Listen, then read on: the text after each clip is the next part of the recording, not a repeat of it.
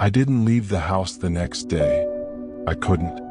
The letters were piling up in my mind, each one heavier than the last. I know what you did. Do you remember that night? Stop looking, or we'll remind you. They weren't just words anymore. They were chains. And every link dragged me closer to something I wasn't ready to face. I sat in the dark, staring at the last envelope, wondering what "remind you" even meant. Did they want to scare me? Or did they want me to relive that night piece by piece until it broke me completely? The silence of my apartment pressed against my ears.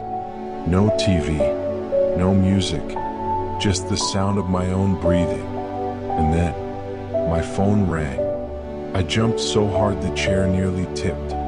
The screen glowed, but there was no number.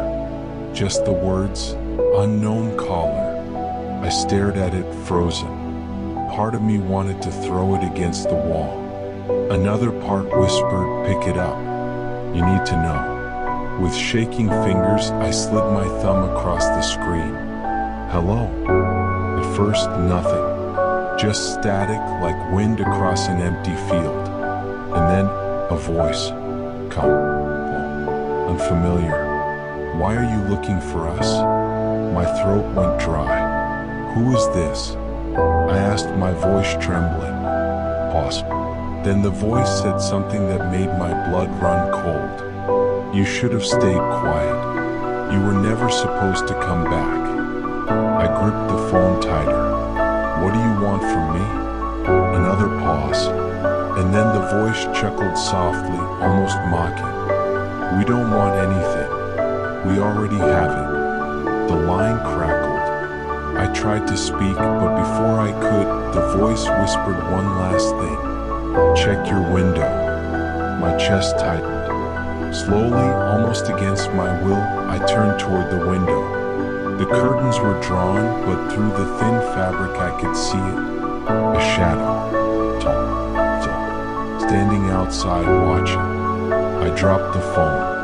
The line went dead. My heart pounded as I rushed to the window, ripping the curtain back. But when I looked, there was no one. The street was empty, silent. I stood there, my chest heaving, gripping the curtain like it was the only thing keeping me upright. And then my phone buzzed again. A new message. No number. Just 3 words glowing on the screen. "We see you." I staggered back, nearly dropping the phone again. It wasn't just paranoia. I wasn't imagining it. They were here, watching. And as much as I wanted to run, I knew something now with absolute certainty. Whoever they weren't going to stop. Not until I remembered everything. Not until the truth was out. And maybe not until I was gone.